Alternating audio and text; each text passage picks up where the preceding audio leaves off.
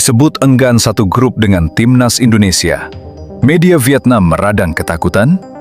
Tensi menjelang gelaran Piala AFF 2026 semakin membara di media sosial. Jagat maya mendadak geger setelah muncul narasi viral yang menyebut pihak timnas Vietnam merasa keberatan dan menolak satu grup dengan timnas Indonesia di grup A.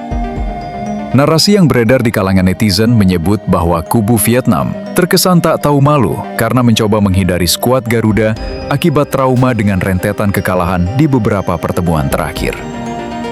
Pengamat sepak bola lokal mengklaim bahwa Federasi Sepak Bola Vietnam atau VFF sempat melayangkan protes terselubung terkait hasil drawing.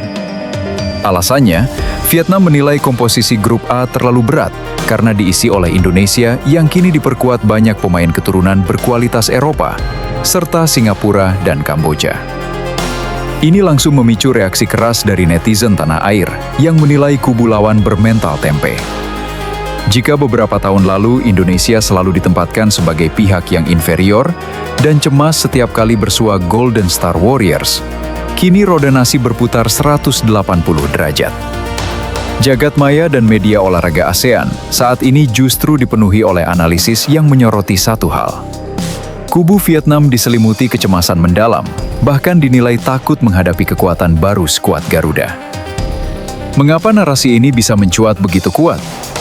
Apakah ini sekedar bumbu media sosial, ataukah ada fakta taktis dan psikologis real yang memang sedang membuat publik sepak bola Hanoi gemetar? Mari kita bedah secara mendalam. 1. Trauma psikologis. Rentetan hasil buruk yang belum terobati. Sepak bola bukan hanya soal strategi di atas kertas, melainkan juga soal isi kepala. Vietnam saat ini sedang mengalami apa yang disebut para pengamat sebagai trauma psikologis akut setiap kali melihat jersey merah putih milik Indonesia. Dalam beberapa pertemuan terakhir di berbagai ajang resmi, mulai dari Piala Asia hingga kualifikasi Piala Dunia, Vietnam dipaksa menelan pil pahit berupa kekalahan beruntun. Lebih menyakitkan lagi, kekalahan itu tidak hanya terjadi di Jakarta, melainkan juga saat mereka bermain di hadapan publiknya sendiri, di Stadion Midin, Hanoi. Rentetan hasil minor ini meruntuhkan tembok keangkuhan yang sempat dibangun oleh era kepelatihan Park Hang-seo. Bagi para pemain senior Vietnam yang masih bertahan di skuad, bayang-bayang kekalahan tersebut menjadi hantu yang merusak kepercayaan diri mereka sebelum peluit babak pertama dibunyikan. 2. Jurang kualitas.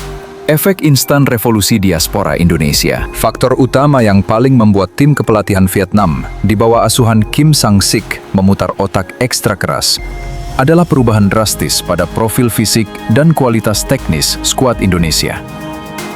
Kebijakan PSSI yang agresif dan terukur dalam menaturalisasi pemain-pemain diaspora berkualitas Eropa telah menaikkan standar permainan Indonesia ke level Asia. Kehadiran pemain-pemain yang terbiasa berkompetisi di iklim sepak bola modern Eropa membuat Indonesia memiliki keunggulan yang sulit diredam oleh Vietnam. Superioritas duel fisik. Gaya main Vietnam yang mengandalkan determinasi tinggi dan kontak fisik agresif kini tidak lagi mempan.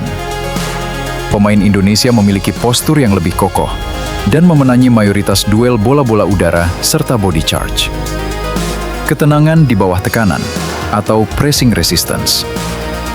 Pemain-pemain Indonesia tidak mudah panik saat dipres tinggi oleh pemain Vietnam.